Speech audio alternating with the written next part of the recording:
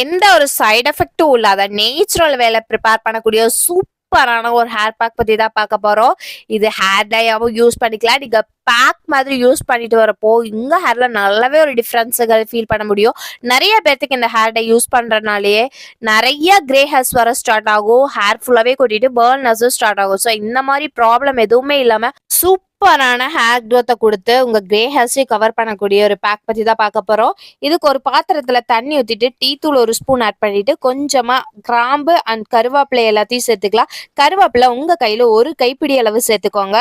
அதுக்கு அடுத்ததா பீட்ரூட், இந்த மாதிரி ஒரு சின்ன பீட்ரூட் எடுத்து தோலெல்லாம் செவி இந்த மாதிரி கட் பண்ணி சேர்த்துக்கோங்க.